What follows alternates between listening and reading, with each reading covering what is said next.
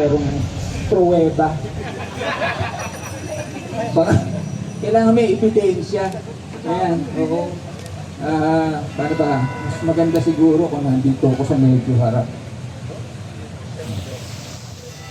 Mayroon mag-BTS na sa gilid, pumunta sa gitna. Parang bayad ka. Salamat sa gulaman. Okay, this is think big, grow big. Di ba? Bakit ito? Bakit gradient tapos ito, di ba? Kasi hindi naman po pwedeng mag-gradient agad tayo. Masyado namang hard sell yun, di ba? Nakakuha na ba kayo ng 3 month subscription?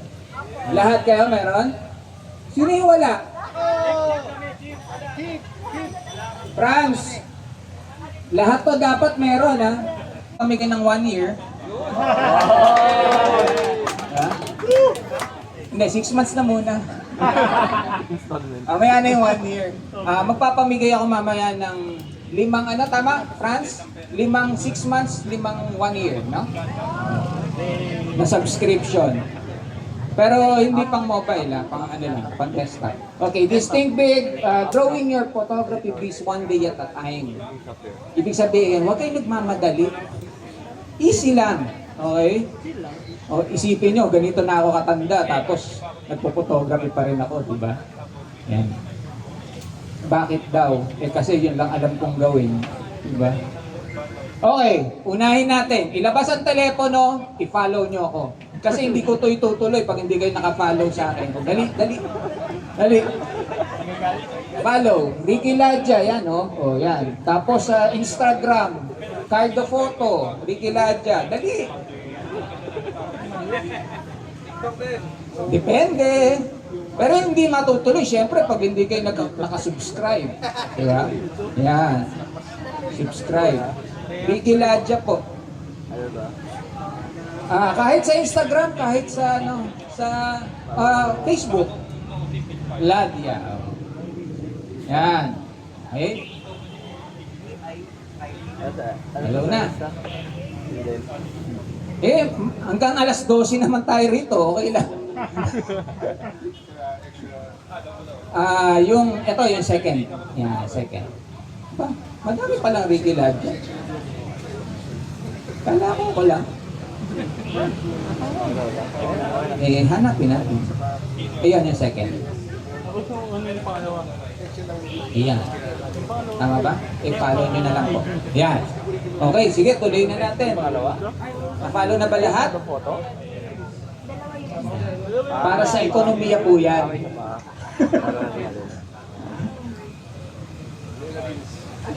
Okay? Okay.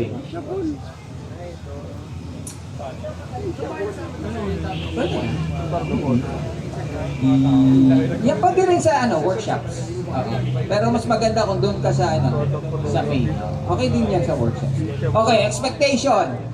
Kasi baka mag-expect kayo ng katakot-takot para malaman lang natin kung anong aasahan yung sasabihin ko ngayon mga susunod na minuto. Okay. So what are the expectations? So this is just to fuel your passion. Yan. Hindi to technical na about business per se. Pero kung meron kayong technical na question about business, pwede nating sagutin yan later on. Okay?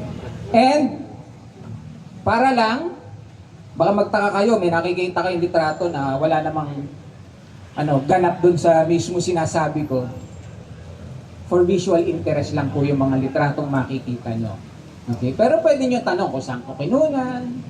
Huwag nyo na lang itanong yung details. Anong F number, anong camera ginamit mo. Diba? Huwag nang ganon. Okay? So, let's start. Think big, aim big. Okay? Siyempre, pag gusto mong umunlad dun sa gusto mong karir, okay? Dapat umpisa pa lang, may mindset ka na. Yung tinatawag natin mindset. Iniisip mo na kagad na mag-progress ka. Hindi yung laging nandun ka lang. Or street photographer ka. Ano ba? Forever ka ng street photographer? Rick Mupas, kumikita ka ba sa street photography? Yeah, parang ganon, di ba? Kailangan mong mag-level up. Hindi yung laging ganun ka lang. Hindi laging eto lang yung kinukunan mo. Dahil Pilipino tayo, ang mga Pilipino known as mga versatile, ano yan eh, kahit saan. Diba? Po pwede. So, you aim big. You aim na kagad. Yung mindset mo is aiming for something big. Hindi yung maliit lang. Tama na tayo doon sa mga putyo-putyo. Ay, natumba. Ayan. Nagpapakilala lang po na Radiant po ang nagdala sa akin dito. Ayan. Bakit? Pwede natin, i-tape na lang siguro.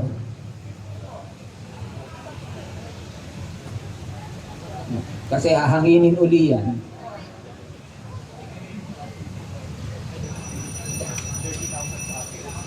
I-tape.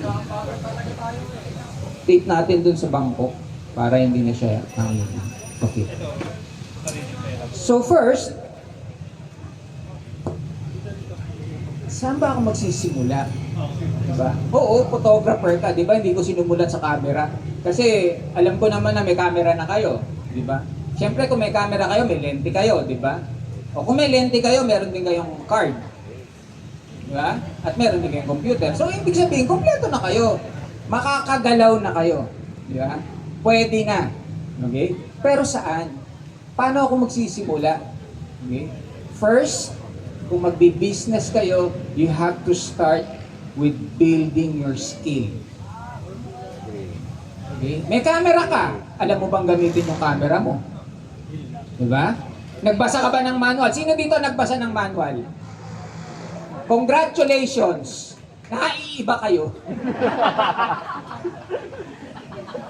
Kasi karamihan ng manual, lalo na pag Pilipino, hindi nila binabasa kasi those are for reference only. Pag meron kang hindi alam doon sa camera mo, tsaka mo siya babalikan. Diba? Ayun.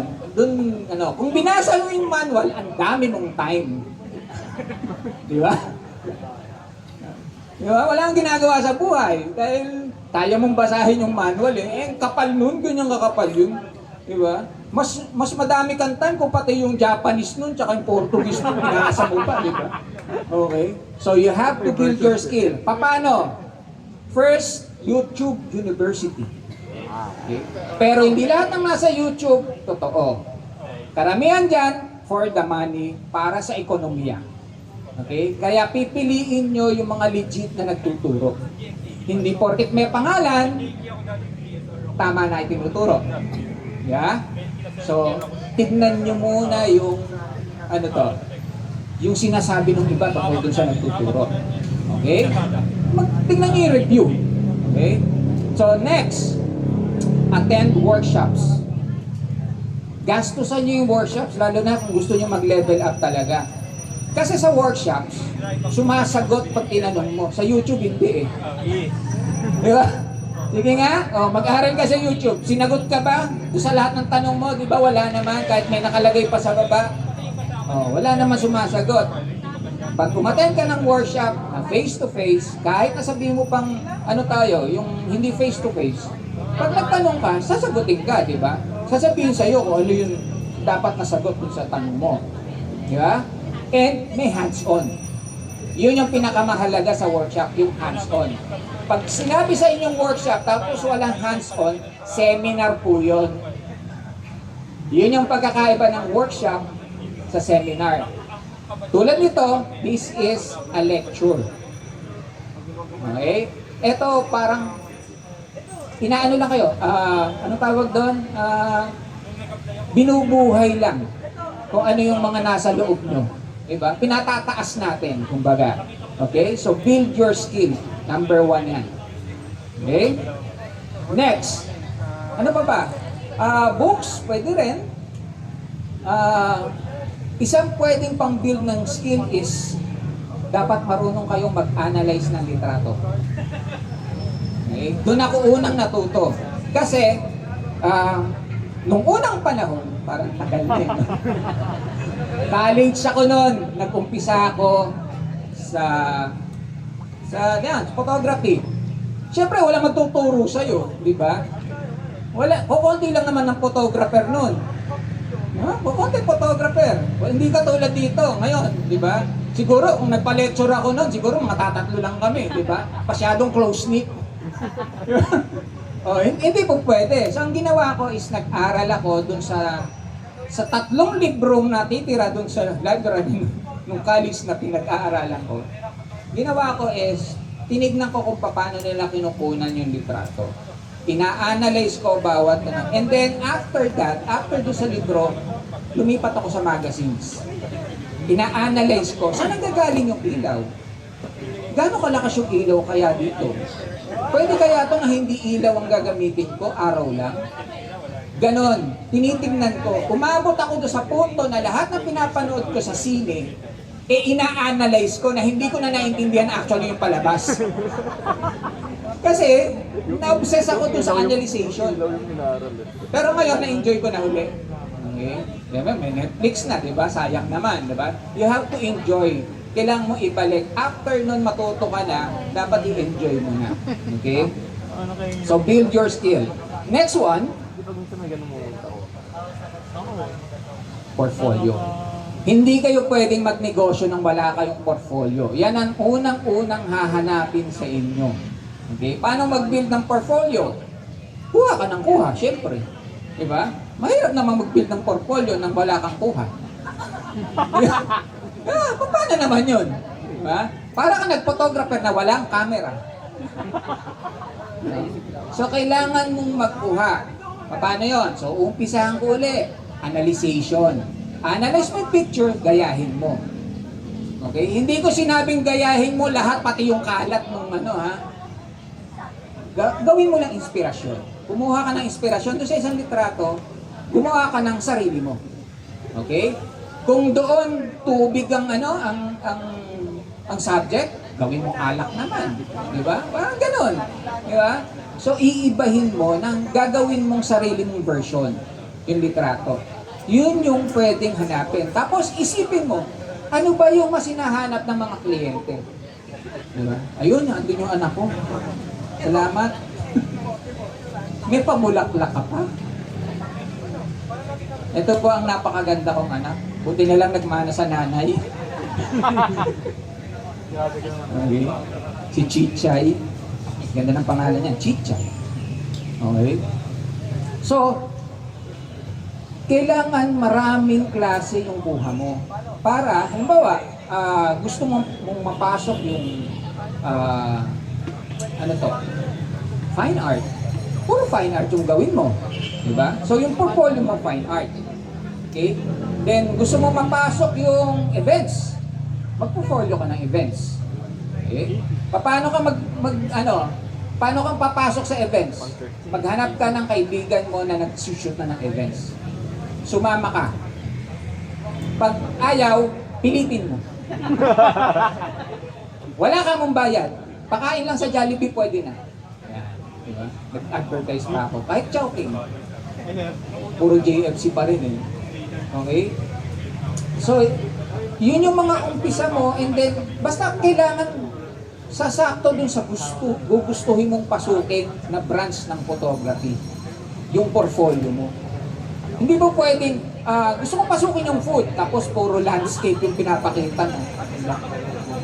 Parang may mali dun. Diba? Parang, oo, sablay yun. Diba? So, after no, nagawa mo na yung mga yon, gumawa ka ng general na portfolio. Yung general, pang purpose yun na biglang may nanghingi lang. O, patingin naman ang mga shots mo. Ito yung portfolio ko. Okay? Doon ka makakakuha ng mga kliyente. At least meron ka nang papakita sa kanila. Kasi mahirap yung nag-a-apply ka na nasasabihin mo, magaling ho yan. Sasabihin na, magaling po. Nasaan yung litrato? Nasaan yung pakita? Diba? Kailangan may papakita ka, may pruweba. Parang, di ba? Kaya nga ako nagpapa-BTS, para may ebidensya. Diba? Okay? So, build your portfolio. And then next, build up and promote. Ngayon, madali mag-promote kasi may social media. Mag-post ka lang mag-post sa ano. Kung may TikTok ka, mag-post ka sa TikTok. Did you know that TikTok ang pinakamataas ang traffic? Pinakamalakas kumuha ng negosyo? Pero wala akong ano.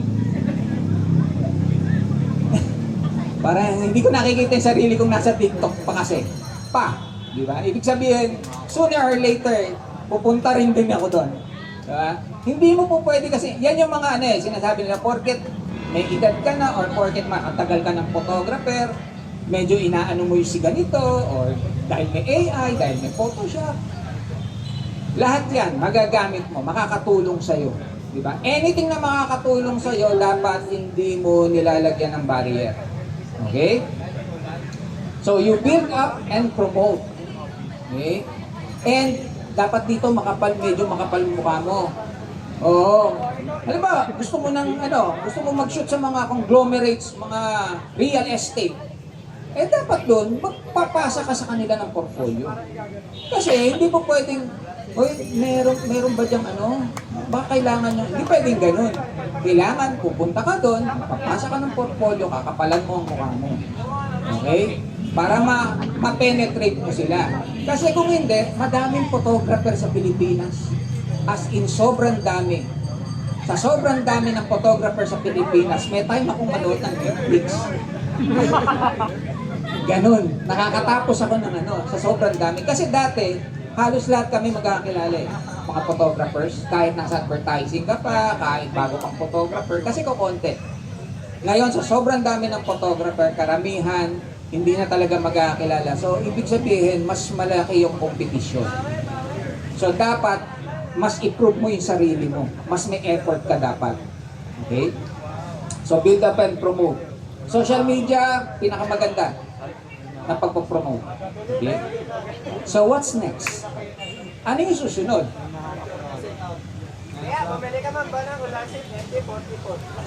Learn to value yourself. Tama na ang 1.5. Dahil mag-shoot ka ng events. Magkano? 1.5. Mas bigay. Magkano yung camera mo?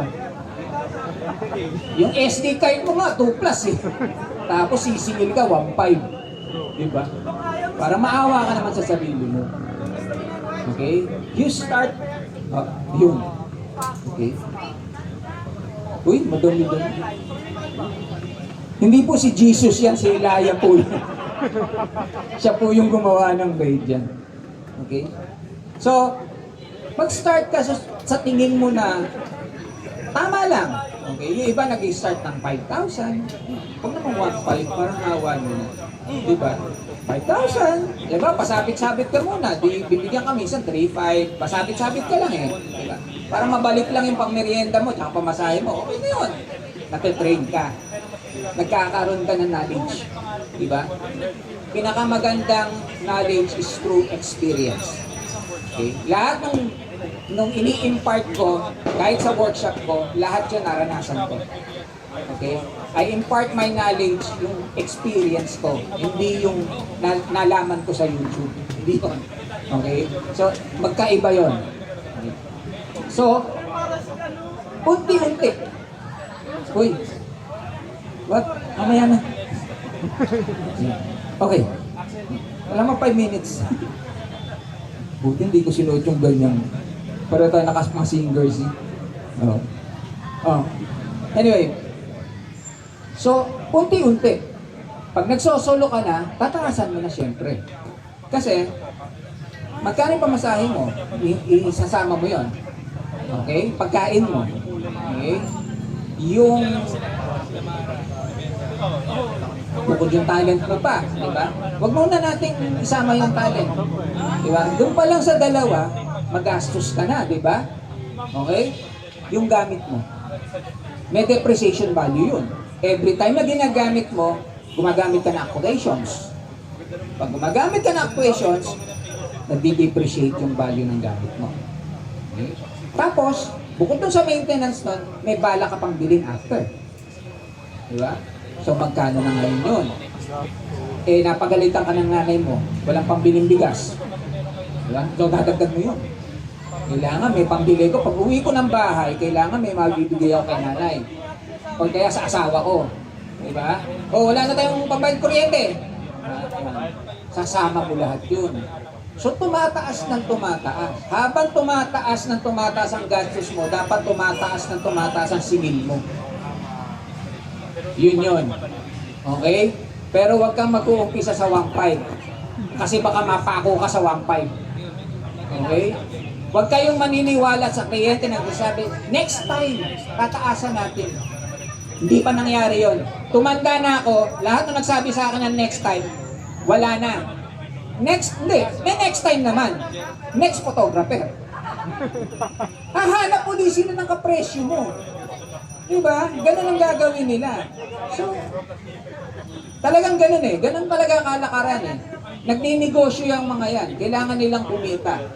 Diba? So, yung iba ayaw talagang gumastos. Okay? So, value yourself. Okay? Next. Dadating kayo dun sa punto na hindi na kayo magpepresyo. Papresyohan kayo ng kliyente nyo ng mataas. Dadating kayo dun. Dumating ako dun sa puntong yun. Nagbigay ako ng presyo ko. Sabi ng client, mababa yan para sa'yo. Taasan natin. Diba? Yun yung isa sa mga goal. You aim high. Diba? Goal yun eh. Kailangan abutin ko yun. Kailangan maging ganun ako. Diba? Paano kayo magiging ganun? You build your skill. Kailangan maging magaling kayo. Maging mahusay kayo dun sa larangan nyo.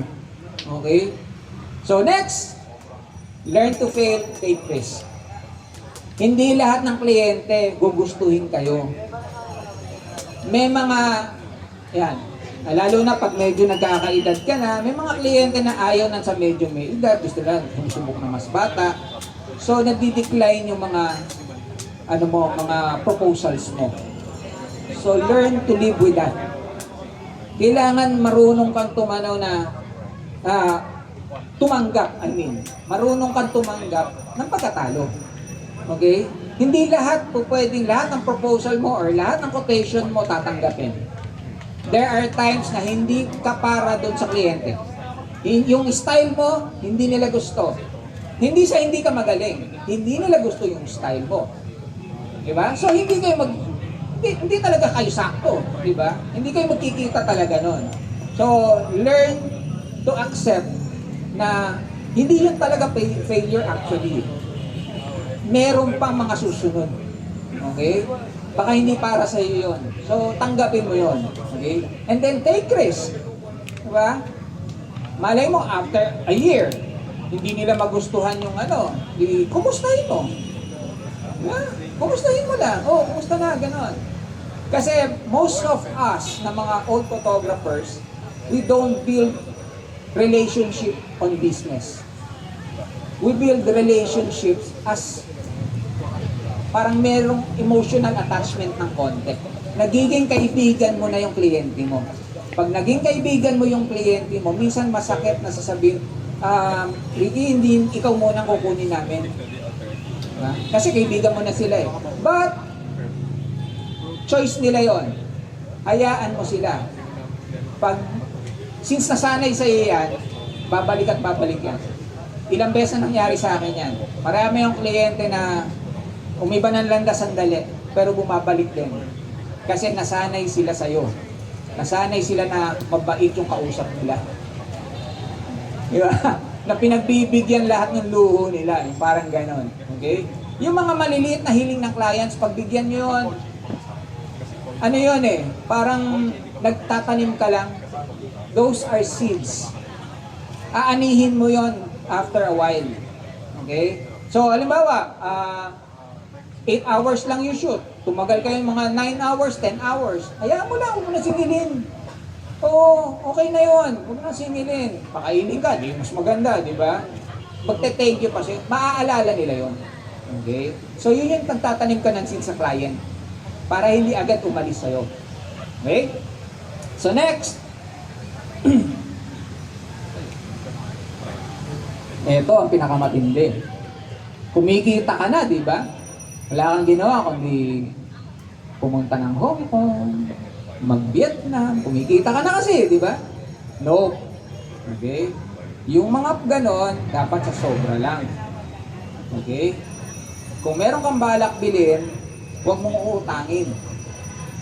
Dapat, yung una mong gear, dapat kumita siya para manganak. Okay? Kung may balak kang bilhin, pag-ipunan mo muna. Okay? Hindi mo kailangan, may camera ka. Bakit mo kailangan bumili ng bagong camera? Dahil 50 megapixel yon, 25 ka lang. Sino ba kliyente mo? Client mo, nagpo-post lang sa Facebook. Kailangan ba niya ng 50 megapixel? Di ba hindi? 72 resolution, 24 to 8 pixels. Gano'ng kalaki yun? 3 MB lang yun. Di ba? So, hindi mo kailangang mag-upgrade. Ang kailangan mong i-upgrade siguro, maybe lens. Okay? Or, kailangan mo ng lights. Doon ka mag-i-invest ngayon. Those are investments. And of course, kailangan mo ng tripod. Okay? Tripod ko nga pala, Leo Photo. May 10% pag tinaan nyo sa akin. Okay? Medyo. Okay. So, kailangan nyo ng magagandang gamit para mapadali yung ginagawa nyo. Pero dapat yon hindi manggagaling sa bulsa ng asawa nyo or ng nanay nyo or sa bank account mo. Dapat yung manggagaling yan doon sa kinita nung dati mo ng camera, dati mong gear. Okay? So magtatabi ka, magsusubi-subi, tawag namin doon. Oo, nagsusubi. Okay? So you have to learn to manage your resources. Hindi pwedeng gastos ka lang ng gastos. Pag may bago, bili ka. Hindi po pwedeng ganun. Kailangan yan unti-unti. And iwasan yung mangutang. Okay? Huwag nyo, yun ang isang iiwasan nyo kasi hindi matatapos yun. ang mangyayari nun, mababayaran mo itong utang to, uutang ka ulit. Ganun lang yun. So, walang katapusan. So, hindi ka umuunlad, actually. Nakikita mo, dumadami gamit mo, pero hindi ka umuunlad. Ang tinatawag natin umuunlad is, nagbabayad ka ng cash, nakukuha mo yung dapat mong makuha, okay, nagagawa mo yung dapat mong gawin, nabibigyan mo ng pamilya mo, napapasaya mo sila, nabibili mo yung dapat mong bili. Yun yung medyo maunlad. Okay? So, manage your resources. Huwag masyadong magastos. Next, ano yung pwede kong i-keep in mind? What?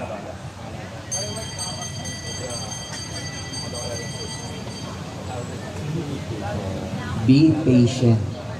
Okay? Huwag kayo nagmamadali. Dadating lahat yan. Okay? Unti-unti. Okay? Hindi po pwedeng andiyan agad. Hindi po pwede yun. Walang ganun. Okay? I started photography late 80s. So, gano'n na ako nagpo-photography. Hanggang ngayon, photographer pa rin ako. Pero, wala akong ibang naiisip na career other than photography. Kasi masaya ako sa ginagawa ko. Masaya ako na naging photographer ako. Masaya ako na nabuhay ko pamilya ko dahil sa photography. Okay? Diba?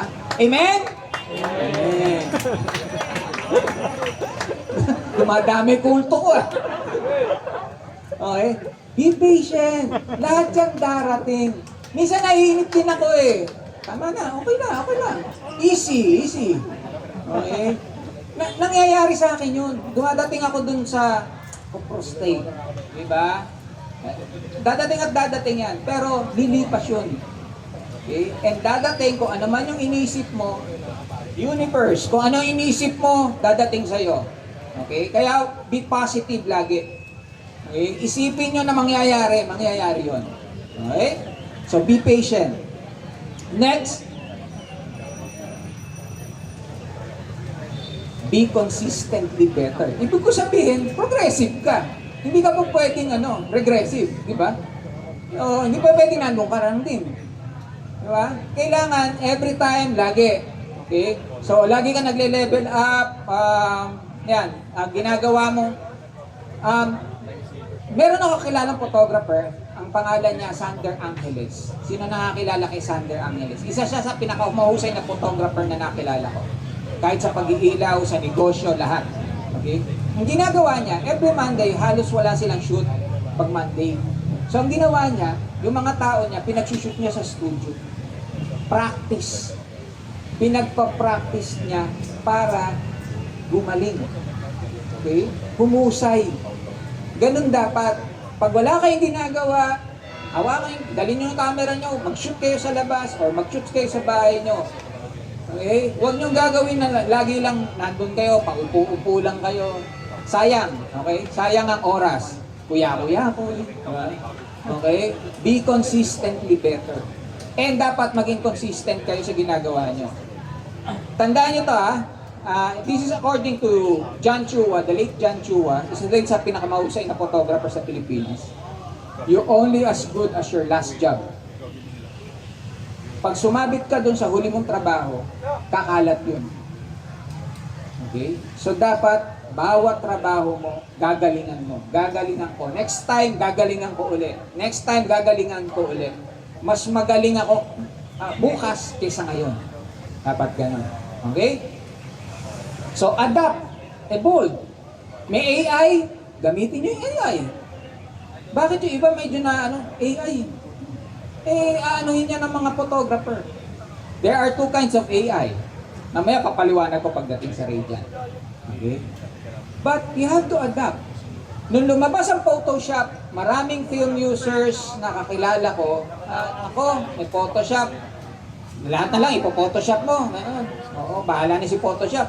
Hindi pwede yun. Okay? Kailangan, malaman mo na Photoshop helps photographers. Nakakatulong siya sa photographer para mapadali ang trabaho, para maayos yung litrato. Diba? Film days. Ano ginagawa natin? Magpapaprint tayo. Ewan ko kung alam nyo, pag nagpa-print kayo, pwede nyong pagalaw yung density, yung color. Ganito naman ginagawa mo sa Photoshop di ba? Inaayos mo rin yung kulay. Doon lang, nag-uutos ka lang, sinasabi mo doon sa printer. Pero same lang din yun. Okay?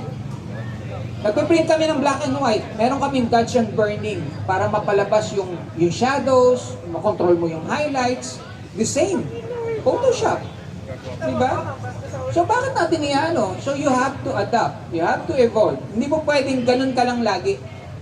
Okay? Kailangan maging mahusay ka sa next. Parang ganun.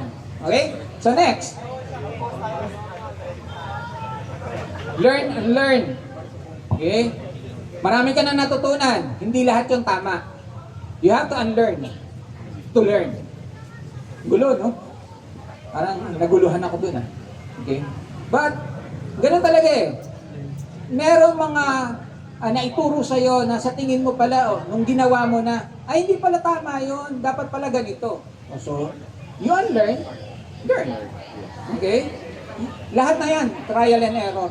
Lahat yan, trial and error. Wala yan na isang bagsakan. Kahit sa pag-iilaw, kahit na nakita mo na yung na metro mo na, pag actual shoot, iba pa rin. Okay? So, learn and learn. Okay. Next, be kind. Okay? Maging mabait kayo. May nakasabay kayo na photographer. Gusto doon sa pwesto mo. Di pagkatapos mo, papuntahin mo siya sa pwesto mo. Yung photographer na yun, baka kailanganin mo balang araw. Kung gumawa ka ng kaaway, nangailangan siya ng photographer, hindi kita kukunin. Ang malaki pa naman budget nito. Di ba? Maging friendly kayo. Be kind to one another. Share. Kung may nagtanong, lalo na newbies, nagtanong sa'yo, Sir, paano ba to? Di tulungan mo. Kasi nagdaan ka rin dun Naging newbie ka rin. Okay? Hindi mo pwedeng, hindi ko alam yan Pero actually, alam mo. Di ba? Huwag ganon. And then, kung meron na kayong mga tao, maging mabait kayo sa mga tao nyo. Yun dapat na para sa kanila, yung sweldo nila, dapat tama. Okay? Kung kumita kayo ng malaki, dapat kikita rin sila ng malaki. Kung umangat kayo, dapat hindi sila maiiwan sa baba, isasama mo sila paakyat. Okay? Kahit may kakilala ka na umaangat, huwag mo silang hilahin pababa. Kaibiganin mo, tanong mo, paano ka umangat dyan? Pasama naman. Diba? So, be kind to one another. Okay? So next, pause and enjoy. Wag puro trabaho. Okay, there are times you have to pause. Diba? Kailangan huminto rin tayo. Hindi laging trabaho na lang. Mababurn out ka. Pag nangyari sa iyo yung burnout, lahat ng shoot mo pangit. Walang maganda sa magiging shoot mo kasi burnout ka na. Yung creativity mo, bagsak. Okay? Yung binild mong creativity ng ilang years, baliwala yon pag nagtuloy-tuloy ka ng trabaho. Sinasabi ko yan kasi nangyari sa akin yan. There was a time in my life na ang tingin ko sa photography, trabaho. Hindi siya passion.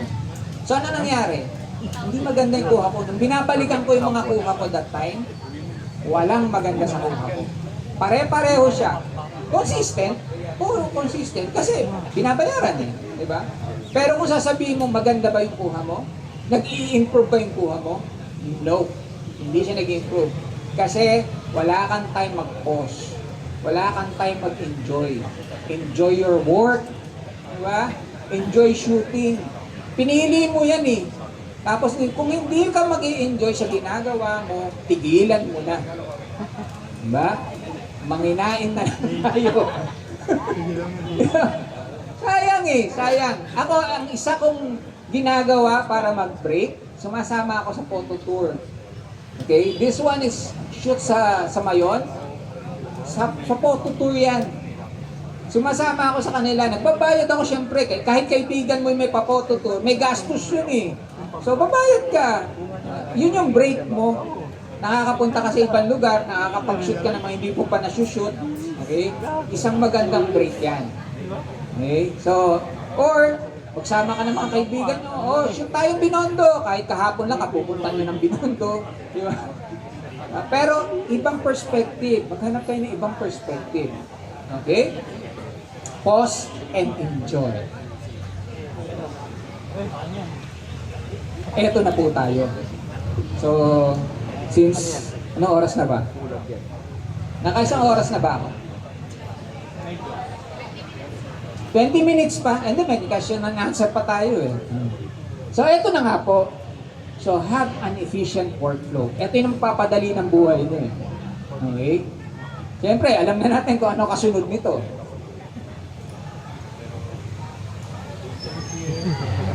Pampadali po ng buhay to.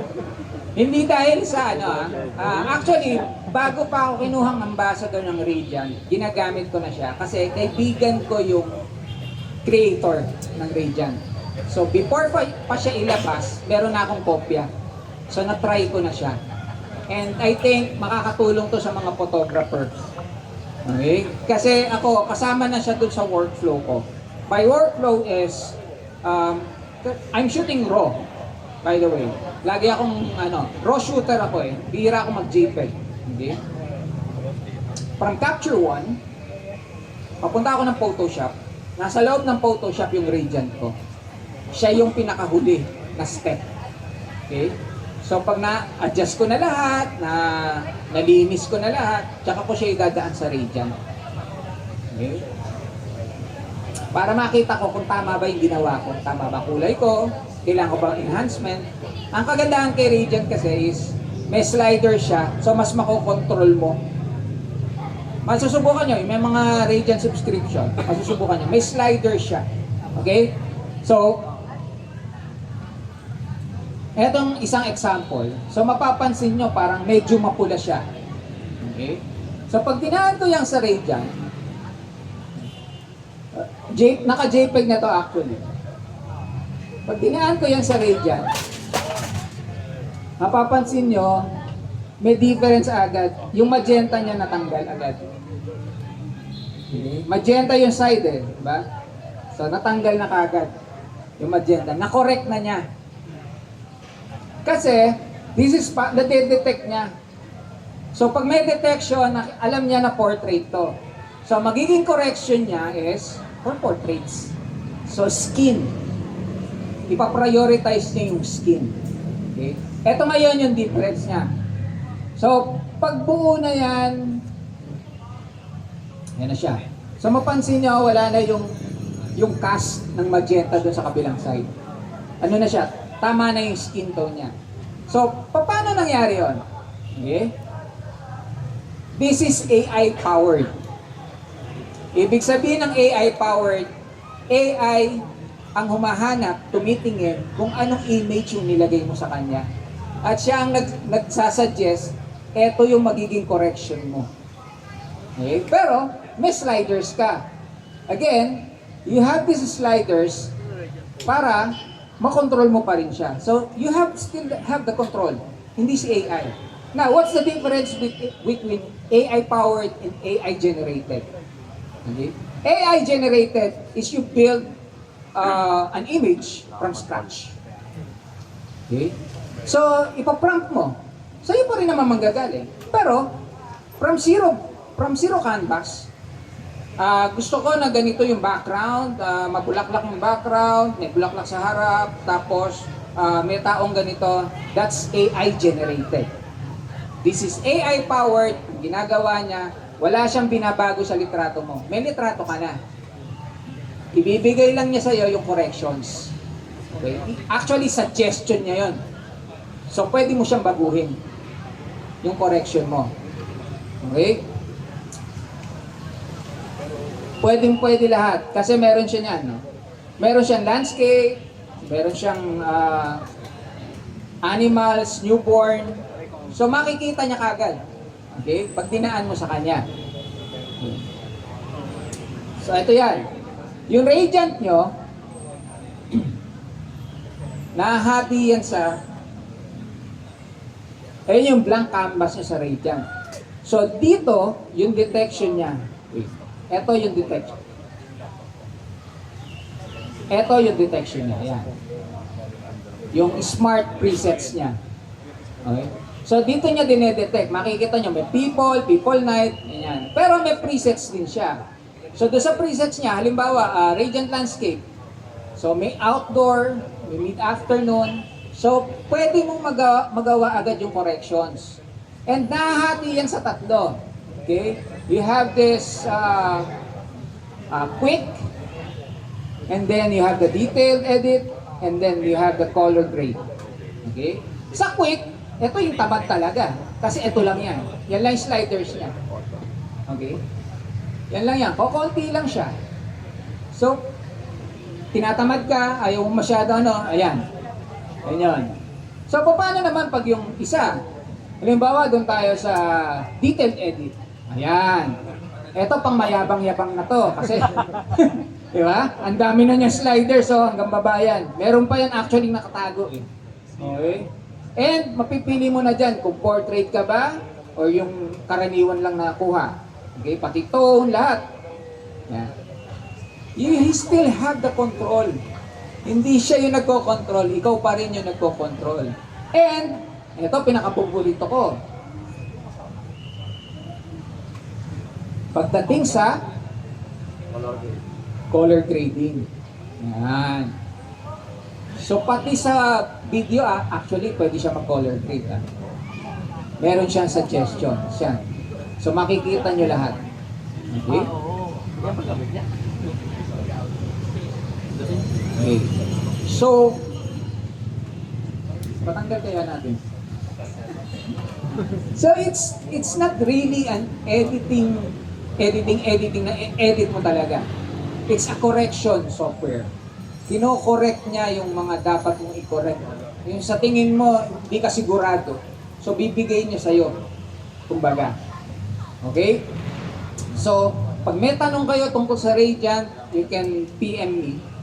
Pwede nyo akong i-ask kung anong meron kayong di naintindihan sa Radiant. Since meron na kayong mga software, download nyo lang naman yan. And then, you put the code.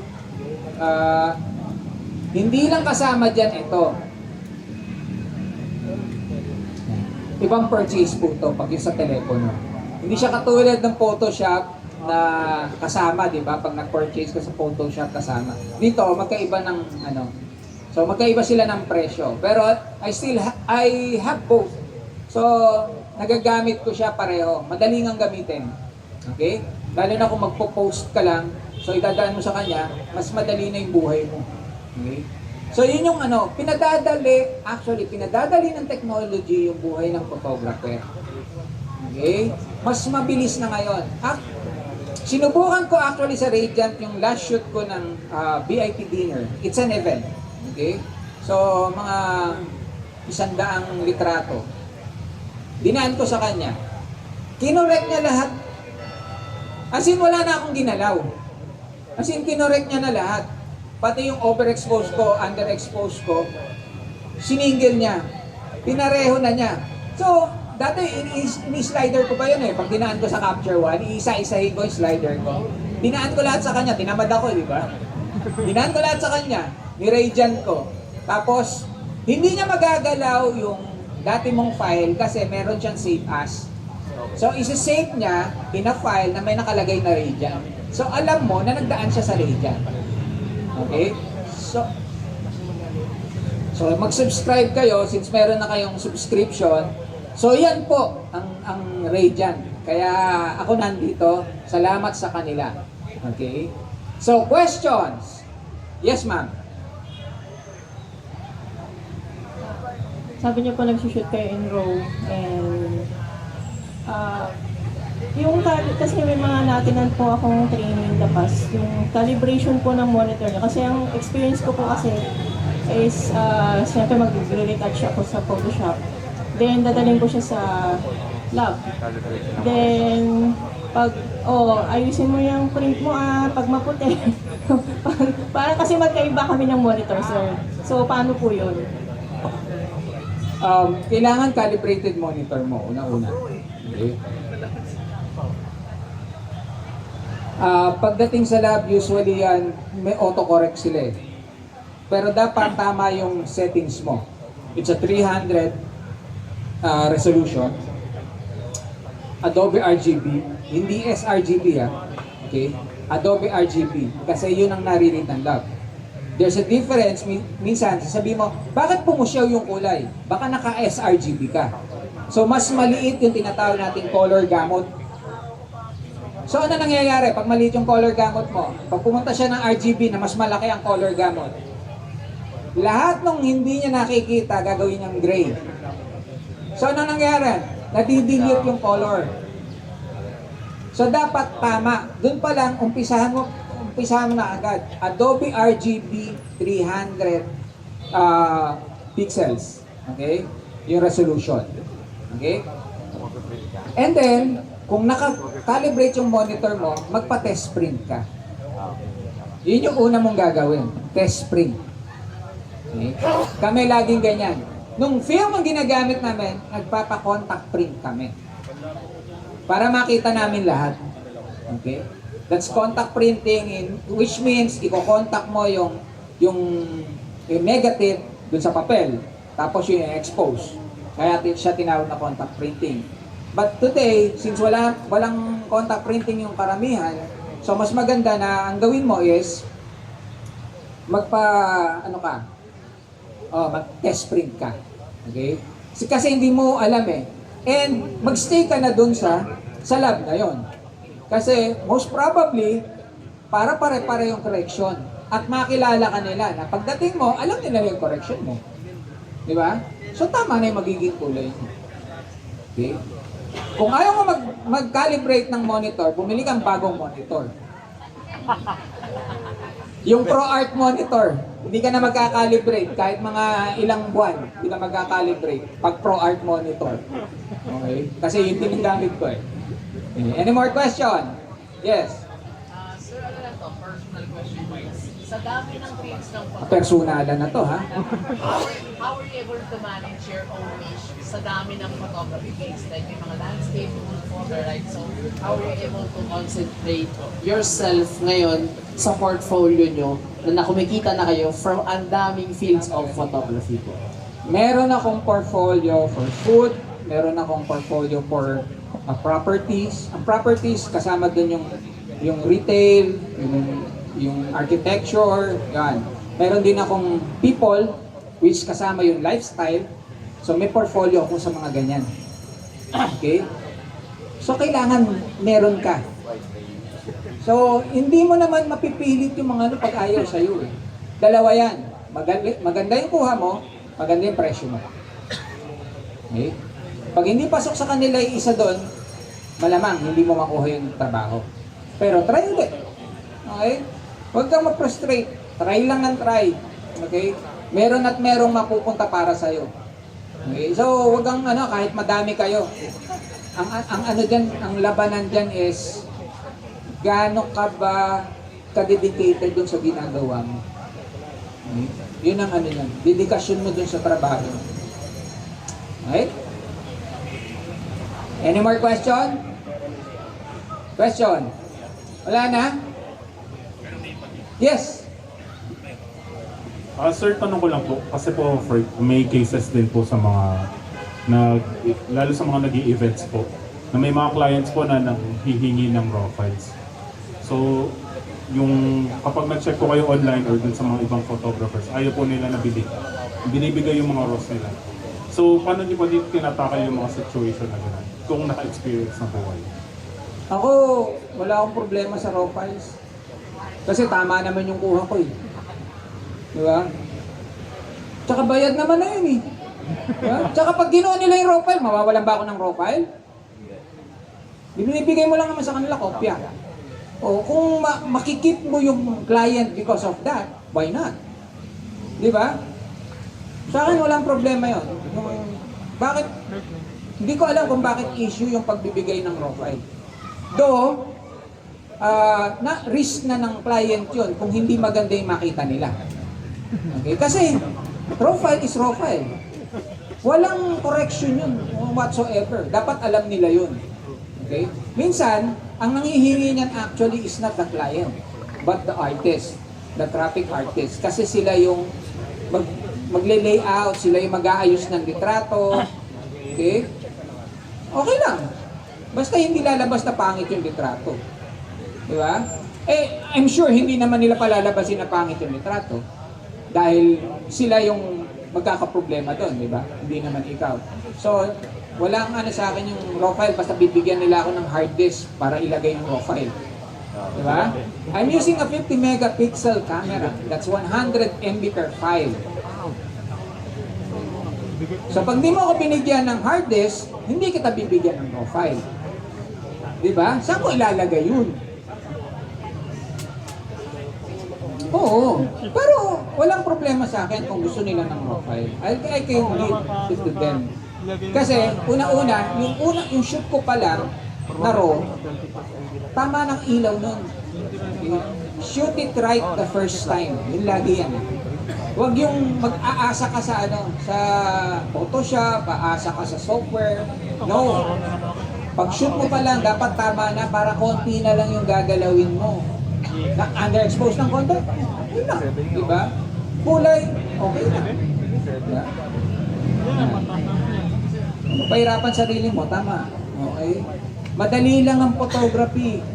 Lalo na sa edad ko. Okay, next question. Yes, ma'am. Sir, in the past kasi, di ba yung mga studios and photographers, hindi po nila binibigay yung negatives noon pag sa kasal or anumang event. Opo. So ngayon po, ang lagi, yung soft copy high resolution So, how do you resolve that? Kasi if you, may mga ka-contemporaries din ako sa province namin, binibigay daw nila. Pero kasi sa akin, wala ka ng after sales no, lalo na kung portrait. Kung nag-set up ka ng studio, then kukunin nila yung soft, wala ka ng after sales. Halimbawa, ang after sales mo pa rin kasi doon is yung magpapa-enlarge sila ng pictures. Dapat malinaw yun, umpisa pa lang. Bago mo sila i-shoot, sabihin mo kagad, ng hard copy lang yung mapupunta sa kanila. Walang soft copy. Kasi kung hindi malinaw yun sa client, ang mangyayari nun, wala kang magagawa kundi ibigay sa kanila yung soft copy. Kaya mas maganda meron kayong black and white. Okay? Lagi may kontrata para nakalagay dun lahat. Diba? Okay? Okay.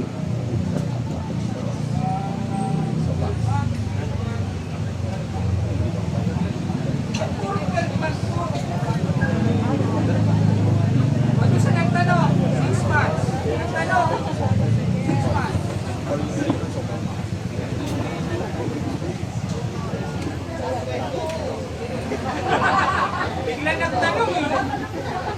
Okay, bago na ko irarapol. Yes, ma'am. Any more questions? Yes, ma'am. Bali, sir, dalawa po yung questions ko. That's okay. Bali po, first question is, for you, sir, how long po usually ang best duration for professional pag magsiset na ng photo sa clients? Like, ganong katagal po dapat ang editing for you po best?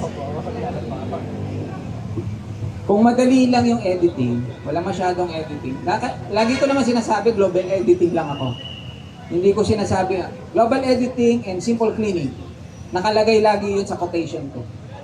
Okay? So kung ganun lang, 5 to 7 days. Working days ha? 5 to 7 working days. Kailangan nasa kanila na yung trato.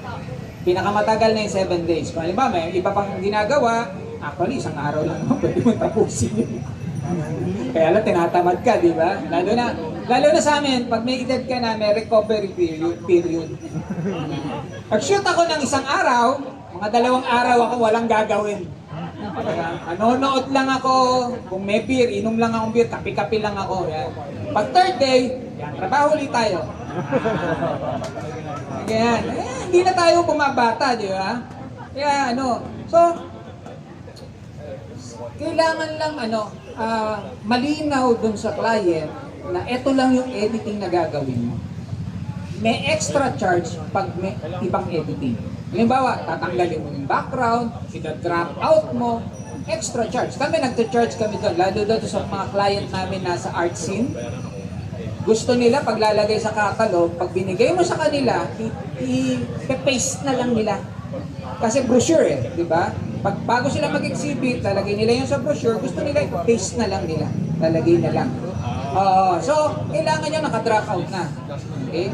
Ang drop out nun, hindi basta drop out. Kailangan kasama yung shadows. Para pag nilagay nila, hindi siya mukhang nakalutang. Di ba?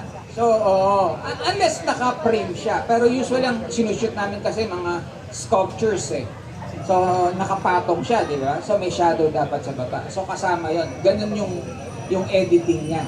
May extra charge yun. We charge around, minsan 1K per image, minsan 2K per image. Ganun ang charging. So, labas yun dun sa napag-usapan nyo. Iba yun, add-on yun. Kasi hindi naman ako graphic artist Di ba? Photographer po ako, hindi ako graphic artist. So dapat matagal ako sa shoot, hindi ako matagal sa post-processing. Yeah. So isipin niyo 'yon. Di ba? Photographer ka, hindi ka graphic artist. So shoot it right the first time, di ba? Any more question? Question. Okay. Uy, magandang tanong ito. Oo, binigay ko na kaagad. Ayan. Binigay ko na kaagad. Ganyan. 60 ka na kami.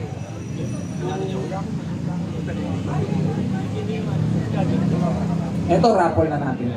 Okay, paano daw maging ambassador?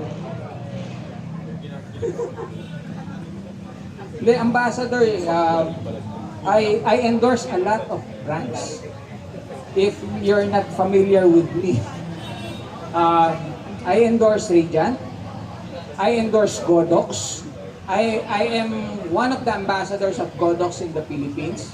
Actually, 2 lang yata kami. I endorse Summit Creative na bags. I endorse Leo Photo. Medyo madami, no? Gusto mo pa? Sino pa ba? Huwag natin kalimutan si Fuji. I endorse Fujifilm. Okay?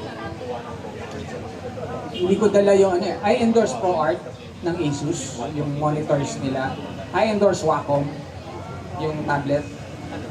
I also endorse SanDisk. Yung SanDisk, medyo this year lang sila pumasok pero maganda yung support ng SanDisk sa akin. Okay? Which means, ibig sabihin naman, libre yung aking mga SD card.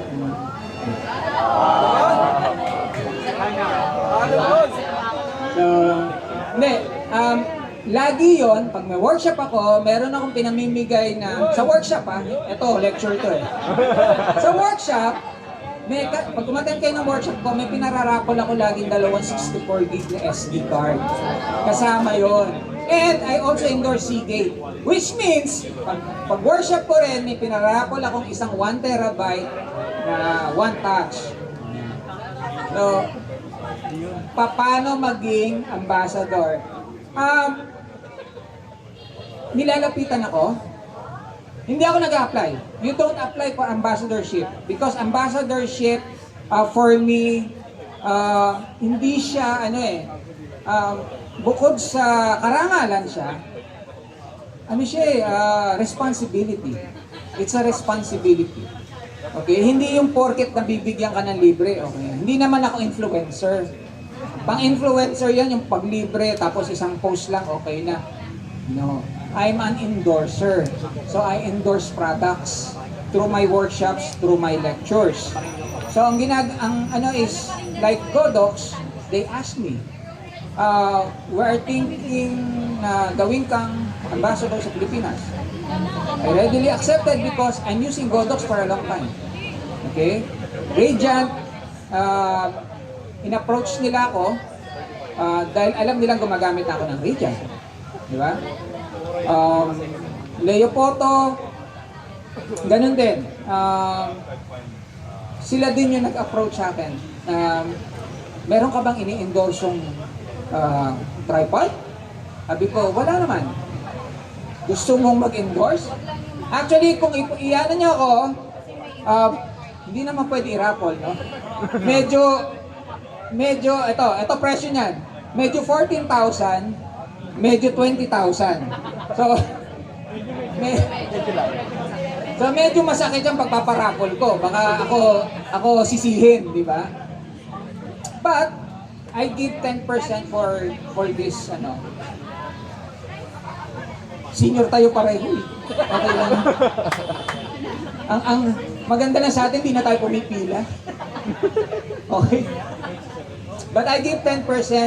I-message nyo lang ako if you're interested. Okay? I'll have this raffled off. These are 12 months subscription. Okay? So, hindi ko lang alam. Hindi pa ba nagagawin natin? Ha? Host na lang magpaparaffle. Okay. I'll give this to the host. Baka hindi ako mapagpasalamat. Maraming salamat sa pakikinig sa inyo. Thank you. I hope meron kayong natutunan. You learned something from my talk. If you have any question, hindi ako suplado sa messenger, you can ask me sa messenger. Medyo matagal lang pag napunta kayo sa spam folder. Kasi hindi ako nag-check lagi ng spam folder. Okay pa? But minsan nag-check din naman ako, so masasagot ko yung tanong nyo. Okay? If we have questions regarding the business, paano shoot ito, mayroon kayong kliyente, you can ask me, I will share. Okay? So maraming salamat. I'll give this 12 months. Yes.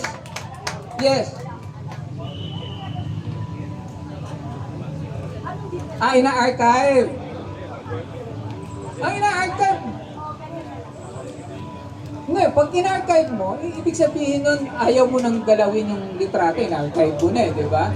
So, archiving is putting your data to another, lalagyan, para hindi mo na galawin. Pero editing is different. Okay? So, parang gumawa ka lang ng backup yung in-archive mo. Okay? So, huwag mo na gagalawin yun. So, kung may gagalawin ka, galawin mo yung nasa computer. Okay? So, good luck doon sa mananalo ng 12 months. Thank you guys. Thank you.